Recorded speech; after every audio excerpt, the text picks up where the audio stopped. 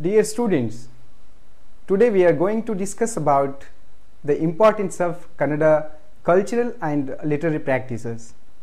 So, let us start this lecture with a quote from a folk poem in Kannada.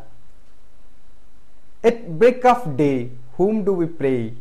Mother Earth, who grows our pepper and ginger, let us awhile remember her ever. This is how a folk song in Kannada narrates the connection between belief system of people and the reason of cultural practices. Indeed, every form of art including literature, drama, painting, music, all kinds of creative human expressions are an outcome of activities related to production. Those scholars could trace the antiquity of Kannada literary history dating back to at least 1500 years, but it is difficult to locate the origin of oral literary culture, which began earlier, still runs parallel to the written form. However, the history of Kannada literary practices has not been historically divided absolutely into different time periods. For the convenience of present lecture, I have categorized these period into below phases. Those are Hindana Kala, pre-colonial period, Naduvana Kala, colonial period, Nutana Kala, during nationalism, Prastuta Kala, post-independent period. Kannada, a Dravidian classical language, which is as old Tamil, which is spoken predominantly in the state of Karnataka in India. So, construction of identity of this geo-cultural region called Karnataka, one of the southern states of India, can be traced in the ideological debates among the scholars who tried to create a notion of Kannada identity with different entities. Though in India, generally sense of belongingness is strongly ensured by the language of concerned regions, which is considered as a dominant substance, but taking into account of other entities such as historical, political, religious, geographical and cultural, the literary scholars and historians determine that the existence of Kannada Nadu, that's Kannada region, is purely a geographical factor. Professor Madhav Prasad, a scholar, noted that there is no substance in Kannada or Karnataka that guarantees our Kannada identity. It is rather a question of set of identifications. But the question remains unanswered that how the identifications, which often change or transform over a period of time, can shape a particular domain called identity. Let us start with the first point, Hindana Kala, that is how Kannada cultural practices was used to be in this period, the pre-colonial period. Challenging construction of cultural identity of the geocultural region of this southern state, researchers trace the existence of Kannada by looking at Kaviraja Marga, kingly path of poets, a first available 9th century written text in Kannada, a treatise on poetics. At the same time, construction of Kannada literary and cultural identity can be traced in the ideological debates that exist within the possible conditions under the specific social and historical junctions. The writer of Kaviraja Marga illustrates the spread of Karnataka border as Kaverindama Godavari Varamirda Nadada Kannadadol Bhavisida Janapadam Vasudha Valaya Vilina Vishada Vishesha Visham, which means the territory spread over the river Kaveri to Godavari, known as Kannada, and the people, due to their rich culture living in this region, had a special status in the universe. Further, it describes the nature of Kannada people as Kurutodadeyum Kavya Prayoga Parinate Matigal, which means that though they do not know writing and do not engage in literary production, but they could understand and enjoy the epics by listening. In addition, it points out that they are fond of epics. The researchers of Kannada literary history often quote the names of places of Karnataka mentioned in the epics Ramayana and Mahabharata, as there is astonishing difference in estimation of antiquity of Karnataka. But there are scholars who establish it by tracing the empirical evidences such as inscriptions, the ancient texts available in other languages. Karnataka through ages of R.R. Divakar is one among the significant such studies. In the chapter Early Period of Kannada, he writes, "Its Kannada antiquity is next only to that of Sanskrit and Prakrit, and perhaps also of Tamil. The earliest references to the Kannada country and its culture are to be found in the Buddhist chronicles and early Tamil classics. The Mahavamsha tells us that Ashoka, the Maurya emperor, sent Rakkhitha, one of his Buddhist missionaries, to Vanavasa, which is Banavasi present, and Mahadeva, another of them, to Mahishamandala, present Mysore, in the 3rd century BC. Silippadikaram of Ilangoidigal 465 AD refers to a dance of Kannadigas witnessed by the Chera ruler Senaguptan of the 2nd century AD. An illustrative extract ascribed to Avaiyavar of 2nd century AD and quoted in a commentary on Tolkappiyam, the earliest extant work in Tamil, makes a rather uncharitable reference to the Kannada people. The verse says that wise men do not approach these 6: Vadugar, Telugu people; Aruvalar, Tamil tribe; Karunadagar, Kannada people; cremation ground, goblins and buffaloes. So I am unquoting. So it is considered as new trend began with the Ratnatayar, 3 gems of Kannada literature, Pampa, Ponna, Ranna, in the 10th century, where prose and verse were mixed with a Champu style. The 3 poets extensively wrote on episodes from the Ramayana, Mahabharata and Jain legends and biographies. Chavundaraya, Ranna's elder contemporary, then came with an elaborate work on history of all the 24 Jaina Tirthankars, saintly teachers.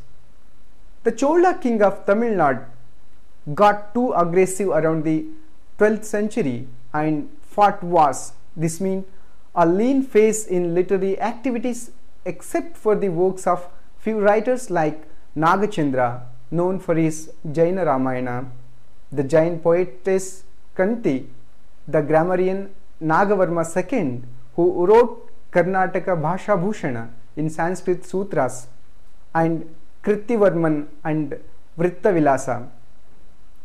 The 12th century saw a sea of change in Kannada literature, both cultural practices, in content and style.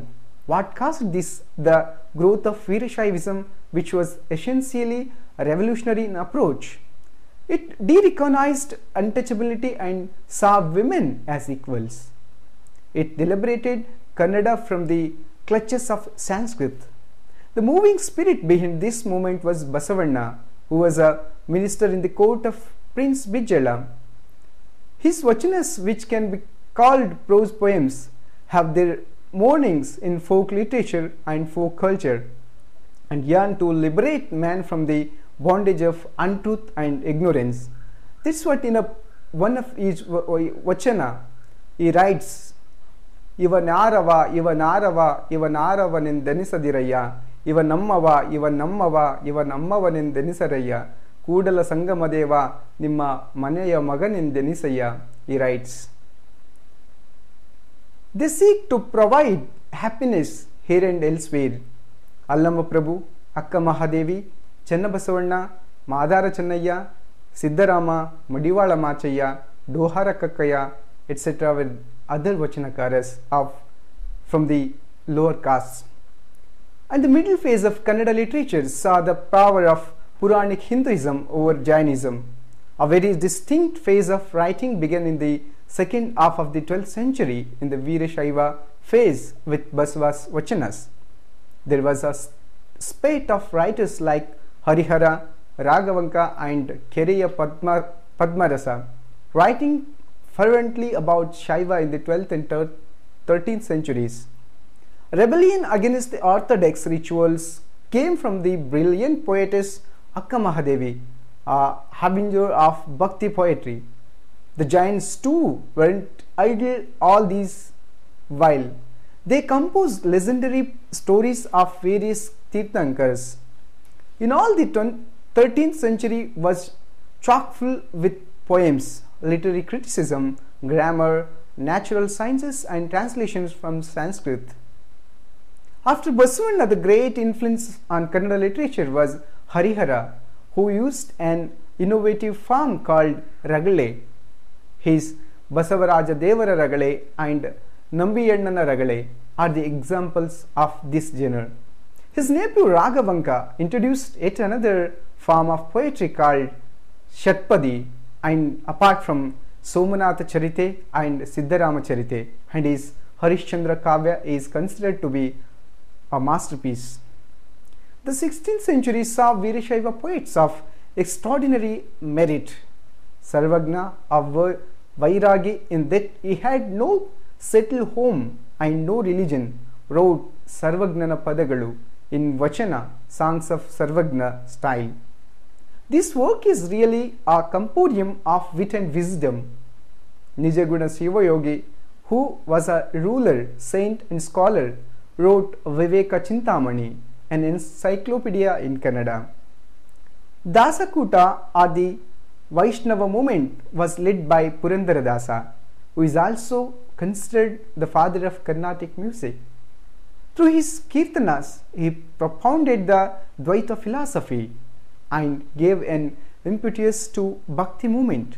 Kanakadasa, though hailing from the Kuruba community, followed in the footsteps of Purandara Dasa. Karnataka culture reached its zenith during the Vijayanagara Empire. Narayanappa's, that is Kumara Vyasa, Karnataka Bharata Kathamanjari or Gadugina Bharata, as it is popularly known, is the finest example of the literature of this period. This was followed by Lakshmisha's Jaimini Bharata, which is also an immensely popular work. Chamarasa's Prabhulinga Lile is another notable work of this period. Post-Renaissance movement saw a 4-line folk meter called Sangatya, which was particularly suitable for singing. Nanjunda Kavi, who wrote Kumara Ramana Kate, proved its multidimensional application, which was Ratnakara Varni, who in Bharatesha Vaibhava explored its full potential. So when we comes to Naduvana Kala, that is Kannada period, there was a sea change in cultural practices and as well as literary practices in the Kannada Nadu. The Odiyars of Mysore gave a boost to Kannada literature. Particularly noteworthy is Chikkadevaraja Odiyar's period from 1672 to 1704. He himself wrote Chikkadevaraja Binnappa. Tirumalariya's Chikkadevaraja Vijaya has Mysore history as its theme and is in Chempu style. Singaraya's Mitravinda Govinda, translated from Harsha's Ratnavali, is considered to be the earliest Kannada play. Another noteworthy poetess of this period is Sanchi Honnamma, who wrote Hadibadiya Dharma in Sangyata meter.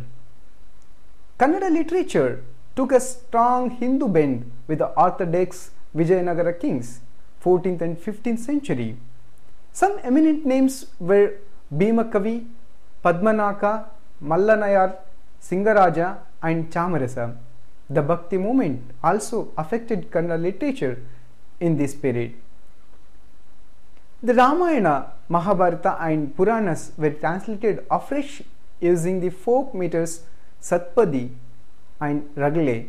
Devotional songs of dasas or singing mendicants were compiled, which formed an important part of popular literature. The next 2 centuries were a busy period with many rulers and kingdoms such as Wadayar kings, Bijapur sultans and Mughals that led to much literary activity. Bhatta Kalanka Deva's Karnataka Shabdanushasana on grammar, Shadakshara Deva's romantic Champu, the Rajashekara Vilasa, the historical compositions of the Wadayar period, Nijaguna Yogi's Viveka Chintamani of Shaiva lore, Nanjaraja's Puranic works, the Shaiva Bhakti Mahatyam, and Harivamsha were some of the notable creations of this period.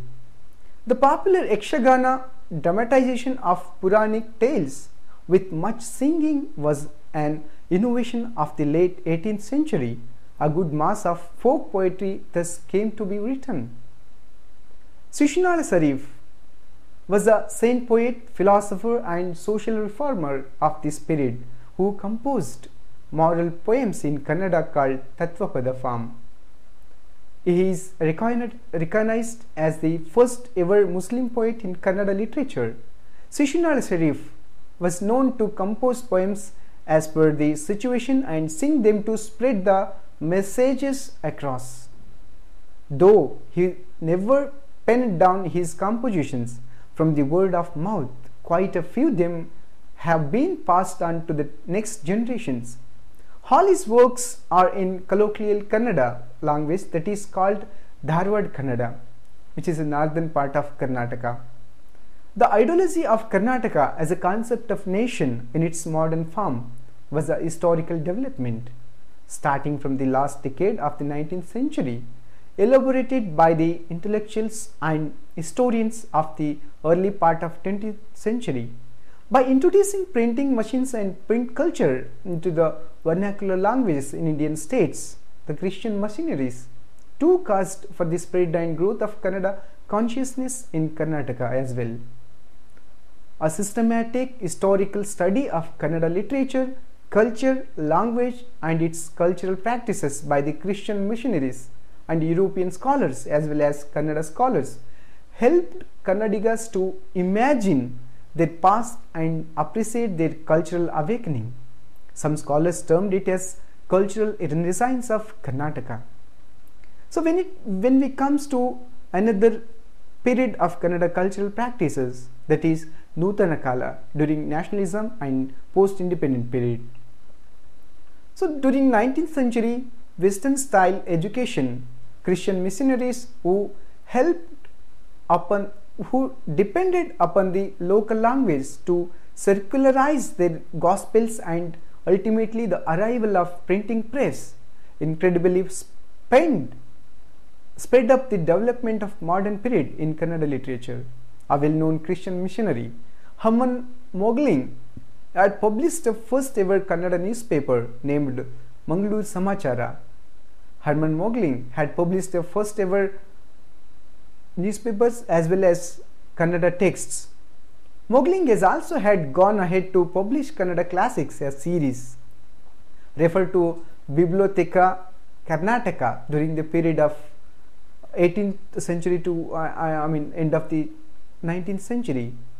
British officers Benjamin L. Rice and J.H. Fleet also had begun to edit and issue critical editions of surviving literary classics, contemporary folk ballads and inscriptions. The first Kannada English dictionary by Ferdinand Kittel was brought out in 1894.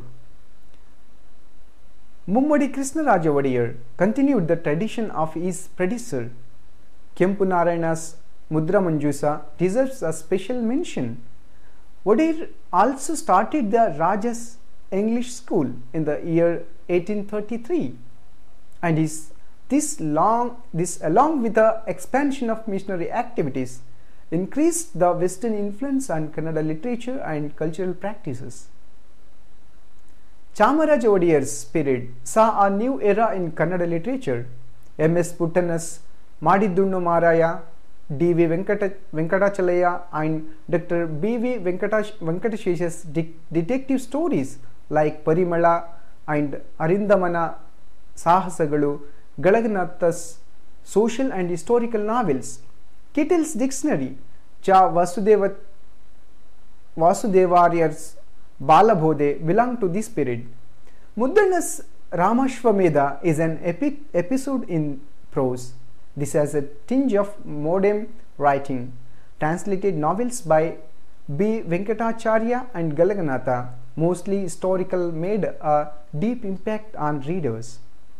In the year 1921, Professor B. M. Srikantaya heralded the Navodaya movement, which is Renaissance period of Kannada cultural and literary practices.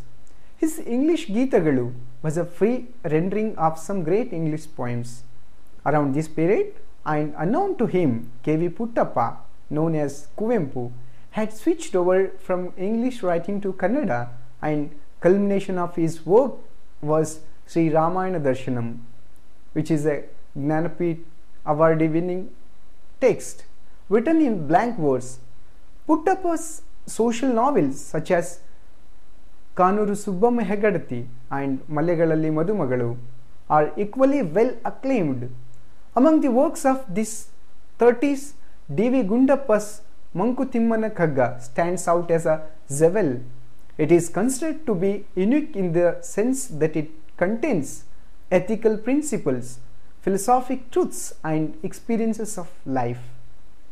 Samsa wrote many plays in Halegannada, of which Vigada Vikramaraya is the best example. Another important factor influencing 20th century Kannada literature and culture is that Kannada speaking areas were distributed among different regions such as Chennai, Mumbai, Hyderabad and Mysore provinces in the first half of this century. Only in 1956 were predominantly Kannada speaking areas united to form the present Karnataka state. Till then, many writers felt that failure to bring the Karnataka speaking areas under one state administration led to the lack of identity of the Kannadigas. Therefore, in Karnataka, the freedom struggle meant not only freeing India from the British, but also freeing Kannada speaking areas from the rulers of Tamilians, Telugus and Marathas. Discovering and propagating the best of Kannada literature of the past and present were the ways of unifying the Kannada speaking people and helping them find their cultural identity. B. M. Srikantaya, Aluru Venkatarao and their disciples spent a considerable number of years touring different parts of Kannada speaking areas and lecturing about Kannada language and culture. Thus, Kannada language and culture became important instruments in making people aware of their identity and helping them regain their self-respect during the freedom struggle. Modern education made a late entry in Karnataka as compared to other parts of India. Works based on Sanskrit models like Shakuntala of Basavappa Shastri continued till the late 19th century with a little invitation from the Christian missionaries. The Academy of Kannada Literature was set up in Bangalore in the year 1914. Gradually, modern literature gained tempo and translations were made from English, Bengali and Marathi. Kerur and Galaganatha attempted the first novels in Kannada, followed by a host of novelists like Shivarama Karanta, K.V. Puttappa, G.P. Rajaratnam, Basavaraj Kattimani, Nanjanagudu Tirumalamba, the first major women writer in modern Kannada, and others. K.S. Narasimha Swami's Mysuru Mallige, a collection of poems with love and separation, as the theme is a landmark of Navodaya period. G.P. Rajaratnam's Ratnan Padgalu perhaps stands unique in the world of literature in seeing truth of beauty in drunken man's gay gibberish. Puti Narasimhacharya's Gokula Nirgamana has Krishna's separation from Radha as its theme, and this again reaches spiritual heights. Goruru Ramasamy Iyengar chose the easy form to portray the life of rural Karnataka. His Halliya Chitragalu is considered the supreme example of his writings. His tradition was continued by A.N. Murti Rao in Hagaluganasugalu and M.R. Srinivas Murthy in Rangannana Kanasina Dinagalu. The period also saw a spurt of literary criticism of these.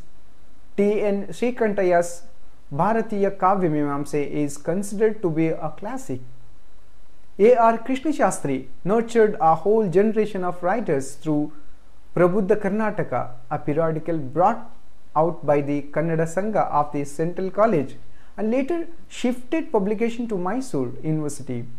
S.V. Ranganna, an English professor who had by this time established himself as a Kannada writer through Rangabinnappa, wrote on literary criticism in Shaili and Ruchi.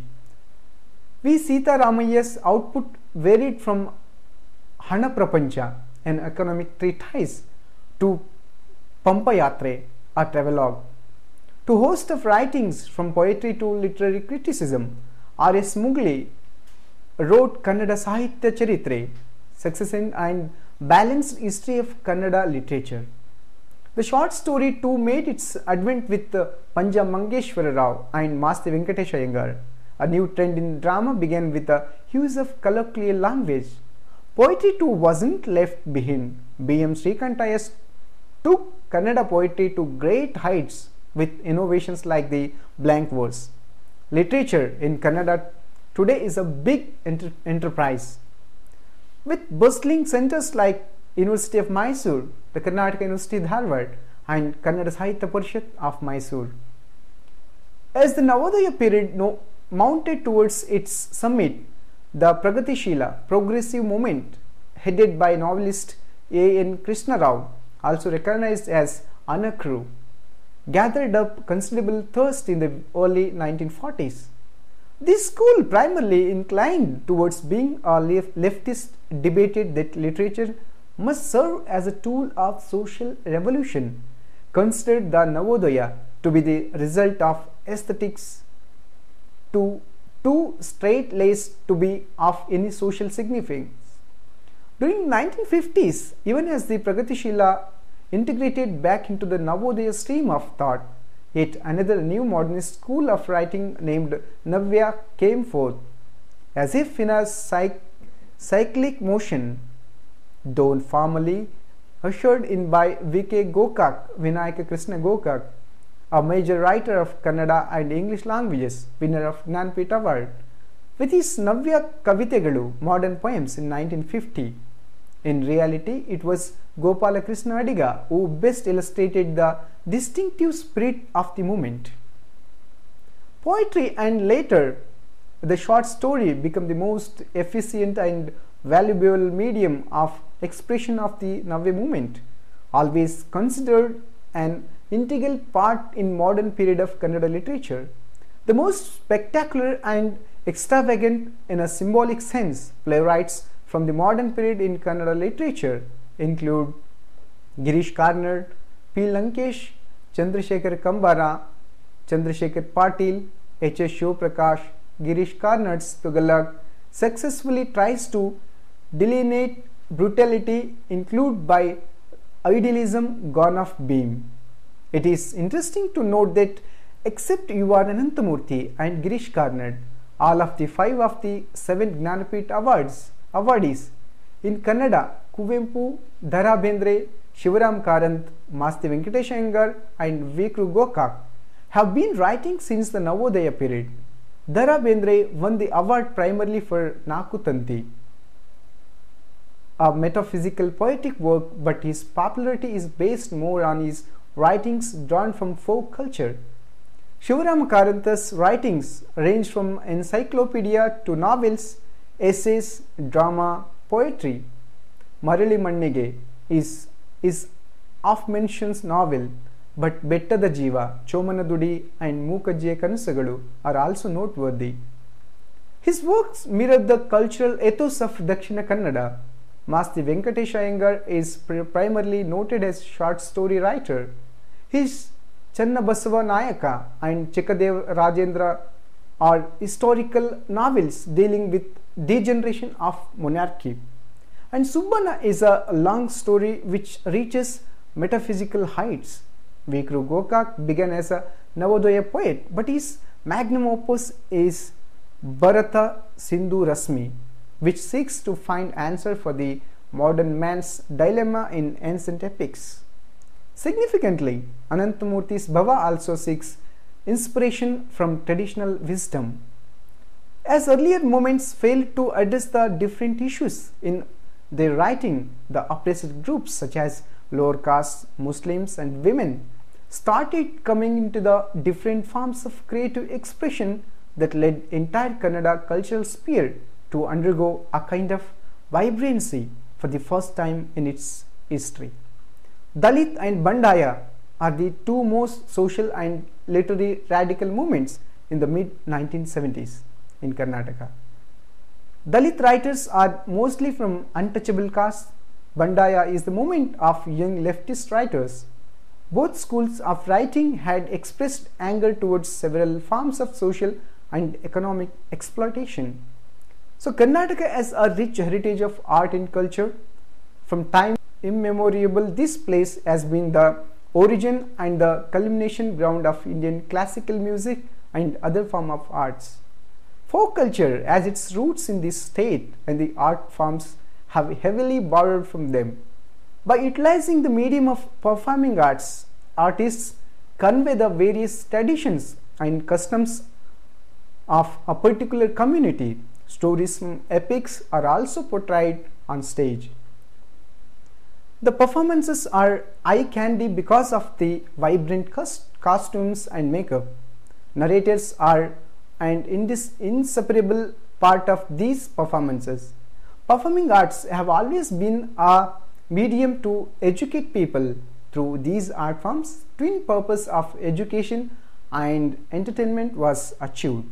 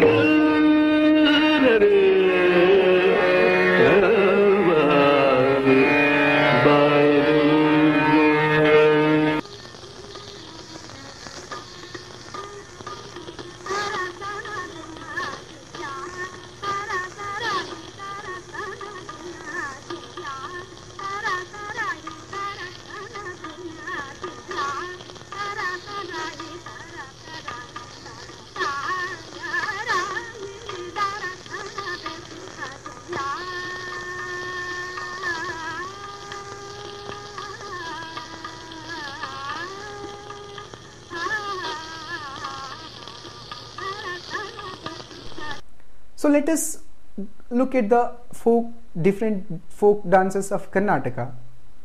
So Yakshagana, it's a one of those art forms that is rooted in mythologies. In Hindu mythology, Yakshas are depicted as demigods who attend to Kubera. This dance drama elaborately portrays the stories from holy texts. A trip to coastal Karnataka is incomplete without watching Yakshagana. Uttara Kannada, Shivamogga, Udupi, Dakshina Kannada are the places where this dance form is performed. Yakshagana is a unique combination of dance, drama, dialogues, songs, music, resplendent costumes. This dance drama is performed in open air theatres where audiences are seated on three sides of the stages. So when it comes to Togolu Gombe Ata, it's a puppetry show. Togolu Gombe Ata is a puppet show that is quite popular in Karnataka. In this ancient art form, leather puppets are used to enact popular scenes from epics such as Ramayana, Mahabharata. In a world where puppet shows are fast disappearing this age, old art forms is quite popular in this Indian state. Such shows were performed to ward off the evil powers that bring diseases, epidemics and destroyed crops. Yeah, Bhuta Aradhane. Bhuta Aradhane is a ritualistic dance in Karnataka. The origin of this art form can be traced to coastal parts of Karnataka and Kerala. This is a way of Tulu worship. This form of folk dance is unique to Karnataka. Bhuta in India refers to ghost. The references to these creatures are found in legends and myths. These creatures are Lord Shiva's attendants and known as Bhuta Ganas. Bhuta Aradhane is an extension of this worship. When we look at the Nagamandala, snakes have always mystified people. In India, snake is seen to accompany Lord Shiva and he is thus considered holy enough to worship.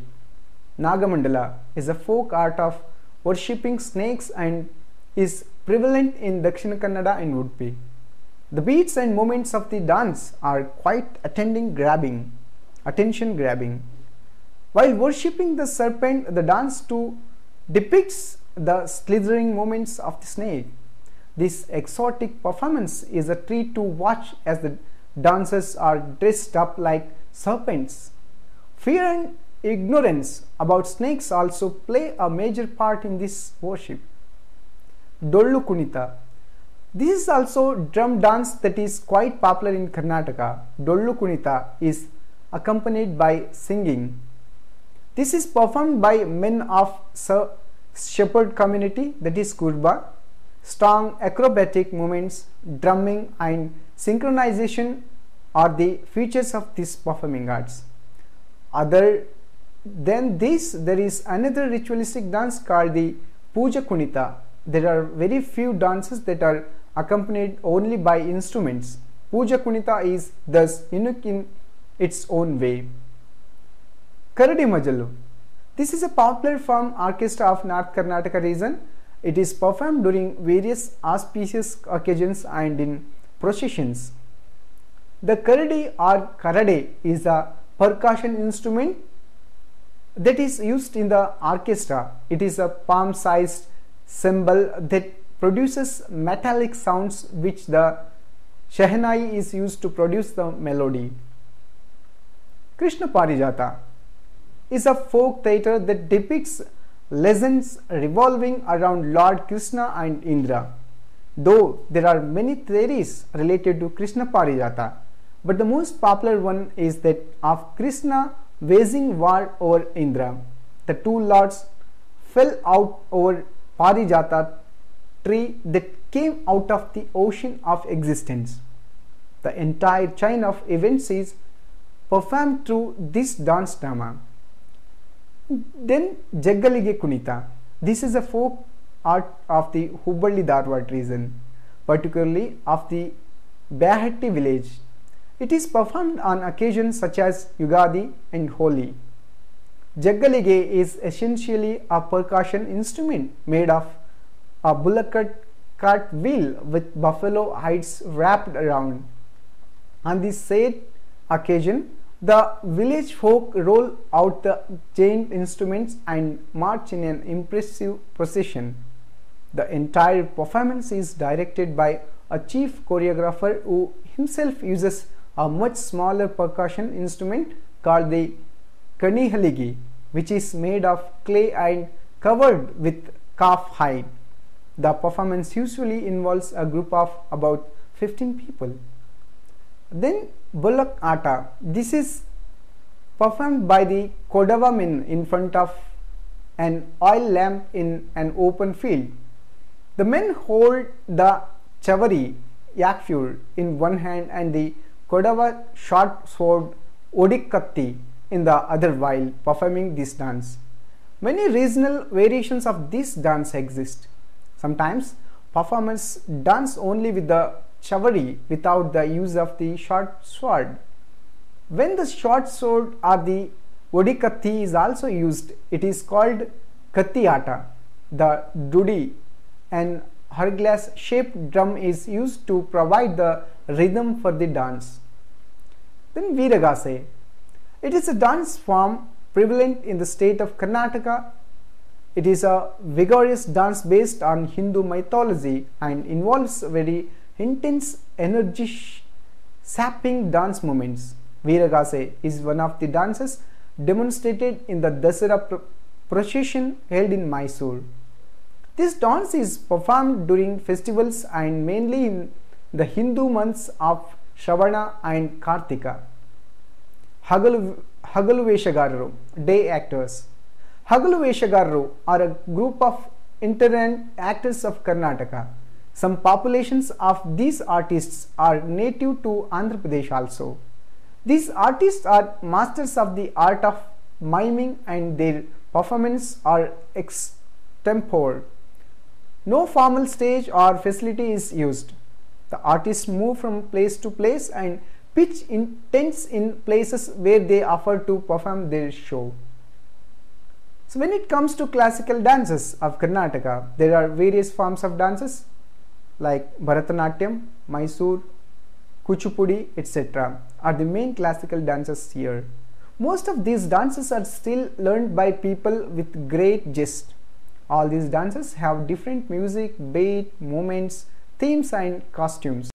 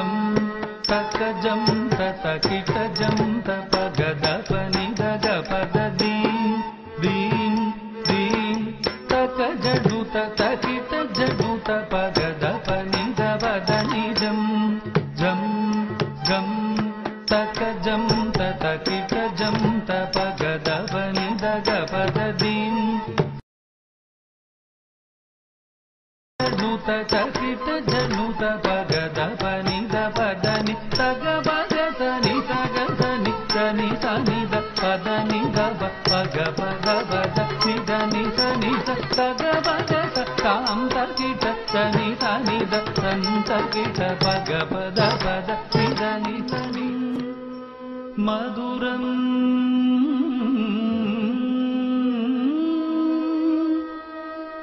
हसितं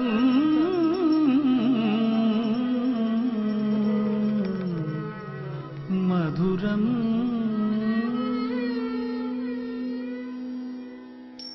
अधरं मधुरं वदनं मधुरं नयनं मधुरं हसितं मधुरं हृदयं मधुरं गमनं मधुरं मधुराधिपते अखिलं मधुरम्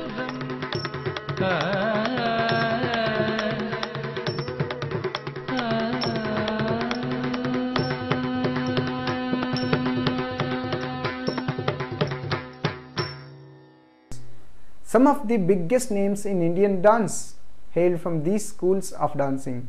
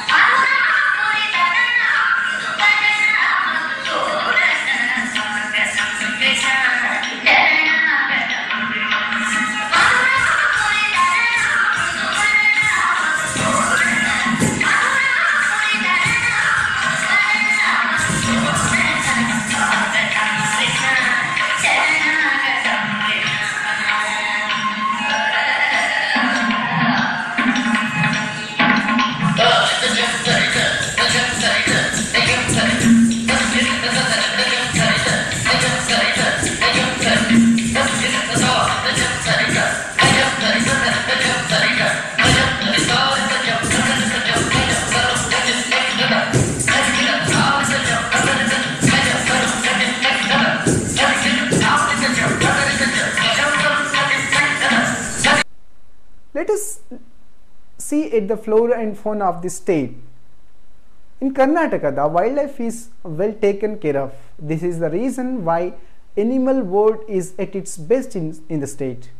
For animal lovers, this is the best place to be. The dense forest combined with the blessing river of Kaveri has helped the wildlife to grow in Karnataka. In certain places, the common men too look after the well-being of the animals. Such factors have helped Karnataka to promote its wildlife as a part of tourism. People from all over the globe drop in with a desire to catch a glimpse of lurking tiger, jumping cheetah, Indian bison, rare species of birds and numerous other animals. Flora and fauna of Karnataka is like a multi-cushioned platter. The wide range of flora and fauna in Karnataka are indeed a source of delight for the tourists. The geography here boasts of a wide variety of flora and fauna that are spread throughout its length and breadth. And also, one can find many varieties of mammals, birds, a wide range of insects, fishes, amphibians, reptiles, etc. Let us see the history of architecture in the state. The state of Karnataka is renowned for the plethora of Hindu, Muslim, Jain, colonial architectures. It has rich and varied architecture. The three cities of Gulbarga, Bijapur and Bidar is the north have many structures reflecting South Indian Islamic architecture. Among them, Bijapur has a lot worth seeing and is referred to as the Agra of South India. Karnataka is also a chief Hindu cultural center of the 18th century. Aihole, and Badami in the north of the state was the center of construction activities during the Middle Ages. The various dynasties that had ruled Karnataka have left their imprint in the architectural styles of the buildings and monuments. Structures were built by the early Chalukyas in the 6th and 8th centuries. The later Chalukyas built temples that were a blend of north and south styles with a star-shaped plan. It is referred to as the Chalukya style. Later the Hoysalas also developed the in-between style of architecture. The three temples in Beluru, Halebeedu and Somnathpura sport the star plan and have highly decorated walls with exquisite engravings. Jain temples were built on the west coast. Colonial architecture is scattered in the city of Mysore. Some of the exquisite monuments of Hampi reflect a brilliant blend of Hindu Islamic style of architecture. The Ramachandra temple of Hampi is in the heart of the palace grounds and is called Hazara Rama. It was a medium-sized prayer house of the royals. The temple plan is the same as the later Chalukya type square mandapa with a three-sided entrance. The Vimana reflects the southern style and decorations on it are harmonious. The Vittala temple is the greatest of Vijayanagara architecture. Let us see the trends and history of the Kannada cinema, which is known today as Sandalwood cinema. The films made in Kannada language comes from what is known as Sandalwood film industry, just as Hindi films emerged from Bollywood. While most of the films are made in Kannada, there are few exceptions to films being made in Konkani and Tulu, making Kannada cinema an important aspect of Indian cinema. The most noted actor to emerge from Kannada films was Dr. Rajkumar. He was well known for his captivating voice and versatile acting abilities. Others who have received many accolades include Vishnuvardhan, Gubbi Veeranna, Balakrishna, Puttanna Kanagal, Prabhakar, Lokesh, Anantanag, Girish Karnad, Manjula, Ravichandran, Narasimha Raju and Dwarakesh. Kannada cinema has lost many of its most talented stars on grounds of different reasons, such as accidents and people fading off screen, such as Saundarya, Kalpana, Manjula, Sunil and others. However, due to the lack of studios and technical crews, financiers backed away from film projects in the early stages of Kannada cinema. Satya Sulochana, released in the 1934, has the credit of being the first talkie film in Kannada. The 1950s saw the emergence of Rajkumar. He formed a partnership with two others to produce more Kannada films, but the partnership lasted for a few years before withering away. Most films during this era revolved around mythology and historic events. The golden period of Kannada cinema was seen during 1970s and 80s, where along with Bengali and Malayalam cinema, the emergence of parallel cinema took place in Kannada cinema as well. Films like Kadu, Samskara, Hamsagite, Ondanondu Kaladalli, Chomanadudi were some of the important films to emerge from this era. Girish Kasarvalli is considered to be the pioneer behind new wave cinema in Karnataka. He has won the national award for best film for five times, with the government of Karnataka in 1980s awarding a 50% tax exempt fee for films made in all its entirely in Karnataka. More interest was generated, bringing in much needed revenue into Kannada film industry. Gubbi Veeranna could be considered the doyen of Kannada cinema during the mid to late 40s. He brought his talent as an actor from the theatrical theatrical stage to Kannada cinema through his Gubbi Veeranna theatre. From the mid-stories to late 50s Gubbi Karnataka Productions, of which he was shareholder, produced movies such as Bhakta Kumbara, Gunasagari, Hemareddy Mallamma, Adarsha Sati and Sadarame. The 1970s and 80s also witnessed the rise of director Puttana Kangal. His movies such as Belli Moda, Gejje Pooje, Sharapanjara, Sakshatkara and Nagarahavu pioneered a new style of filmmaking which acted as a bridge between commercial and parallel cinema. In the 1980s, in a bid to popularize filmmaking, the government of Karnataka granted a 50% tax exemption to Kannada films completely made in Karnataka. The late 1970s were Rajkumar's peak period. He gave blockbuster movies which created history and established the Kannada film industry on a firm footing. Bangarada Manushya, Dari Tappida Maga, Mayura, Premada Kanike, Babburu Vahana, Bhakta Kumbara and Krishna Devaraya were successful that gave Rajkumar an iconic status. Shankar Nag made his own mark with the internationally acclaimed Ondanondu Kaladalli and Malgudi Days, the movie based on novel of R.K. Narayan, along with several commercial hits. Anant Nag, Ambarish, Lokesh, Ashok, Srinath, MP Shankar and Sundar Krishna Aras were other actors who made their own mark in the industry.